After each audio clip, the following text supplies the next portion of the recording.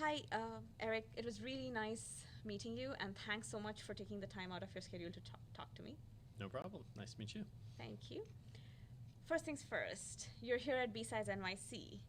There are a lot of security conferences that are happening, and I heard that you have gone to a lot of conferences. So, what's so unique or different about BSides NYC that made you want to come here? So, you know, as you mentioned, there's lots of conferences, hundreds, if not thousands, and then New York's even got their own conferences.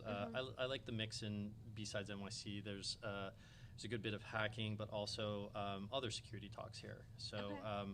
I feel like a lot of conferences that are already in New York may be just a little too offensive or pen testing oriented. This one is a little bit more well-rounded. Got it. And also, there's just a larger community here. So larger venue means more people that you can interact with and learn from. And those are some of the reasons. Yeah, absolutely. I've noticed it firsthand myself, right? There are more than 900 registrations and about 800 people showed up, so that's amazing. That's a great turnout. For sure. Yeah, and the other thing that I wanted to talk to you about is your work in this industry. Talk us through your journey, what it is that you do, and what keeps you motivated.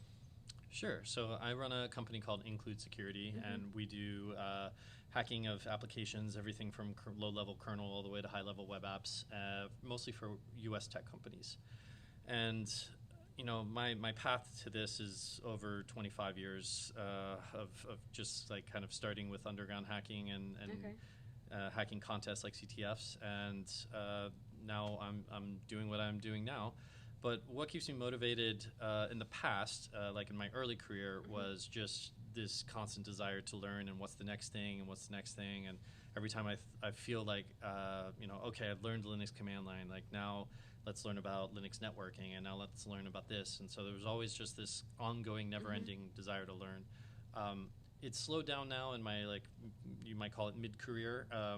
And now what keeps me entertained is instilling that like drive for creativity and new topics with the people that I work with. So I like to say that if I'm ever giving you the same type of app twice in a row, that I'm not doing my job. Like giving my team a variety of apps, a variety of different tech challenges is kind of what I strive to do and what I currently do. So I try and give them that. Wonderful. So it looks like you like setting the challenges and moving the target further and further away so that people are more challenged. Yeah, that you'll hear a lot of security people just say like, "Oh, I'm not challenged in my job. Like, I'm doing the same thing day in day out." And I want to create environments where no one's saying that. Like, Absolutely. That's wonderful. And you said your background is in doing a lot of offensive security, and you started off doing CTFs. I also heard that you've been participating in DEF CON. You participated prior years, and you've had a lot of success there. What are your biggest takeaways, and why should people do CTFs? Sure. CTFs have been around going on 20 years now, and I was lucky enough to win DEF CON CTF with my team back in 2003.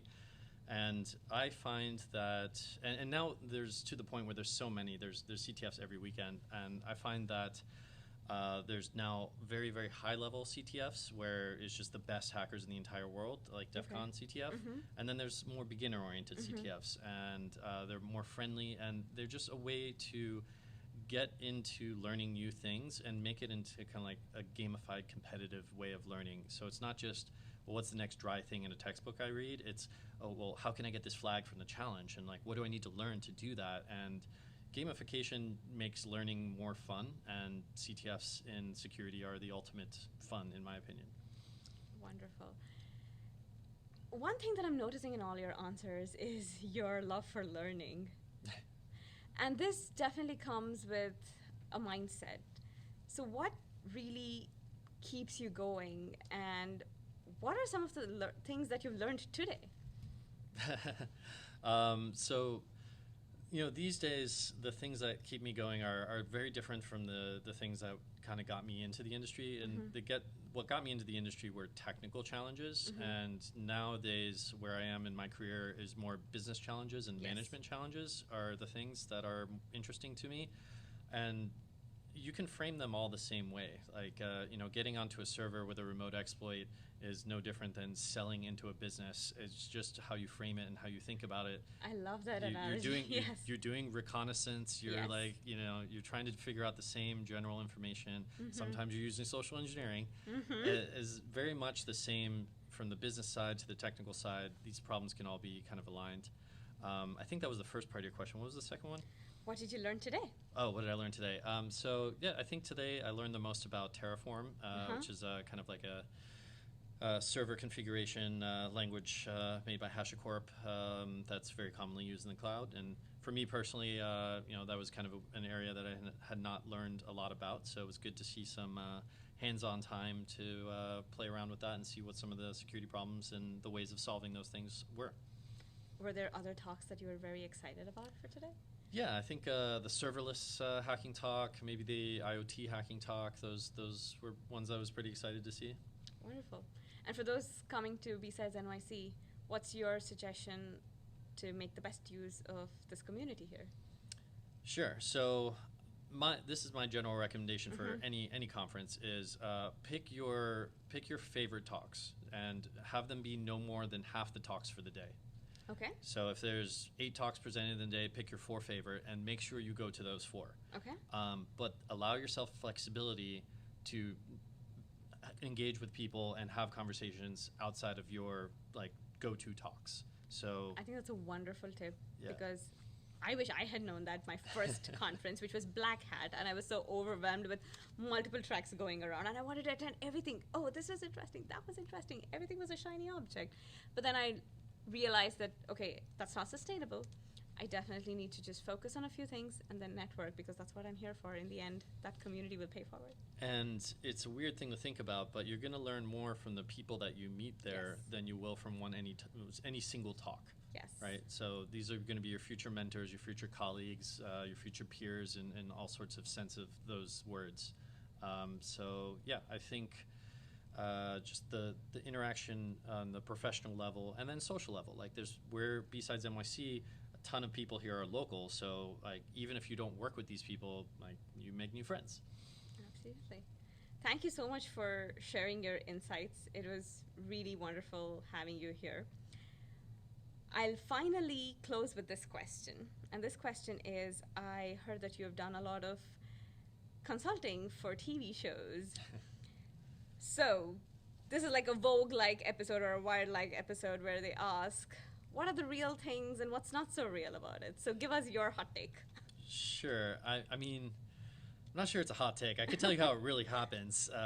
Here's how a TV. So when you're a consultant for a TV show, so I did consulting work for Sony Pictures Entertainment and MGM on some of the TV shows that they had.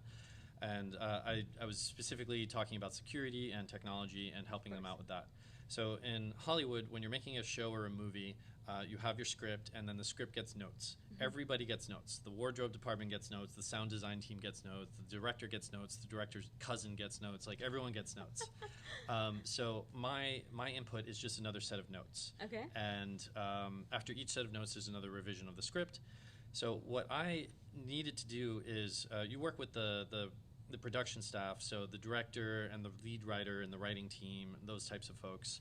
And what you need to do to them is set an understanding of reality and what was the most real, and then what fits the narrative, what fits your story. Got it. So I would always give them 3 options. Here's what's absolutely real. Here's the really true way to do this. And then here's one that's kind of real but more fits your narrative. Possible. Yeah, possible. And then here's one that it fits your narrative perfectly, but it's not real. And so I would just give them those options for every time there's technology presented in the script, the show or the movie. And then they liked that flexibility because they sometimes would go all real, sometimes they would go all narrative, and sometimes they'd choose the middle. And the writing team together with the lead writer would decide, okay, this is what we're going to do, a little bit more of this, a little bit less of that. And I think they really appreciated that kind of way of doing it. Because if they did everything real, then it would be way too challenging for the writers, and it might not look good on screen. And if they did everything fake, then everyone would laugh at them, and everyone, it'd be 2 people typing on 1 keyboard. We've seen that. Yes, wonderful. Thanks for sharing your journey there and walking us through what it actually is like. That's a perspective that I'd not heard from anybody else before. So thank you so much. It was wonderful chatting with you. And have a wonderful after party. You too. Thank you. Take care, Preeti.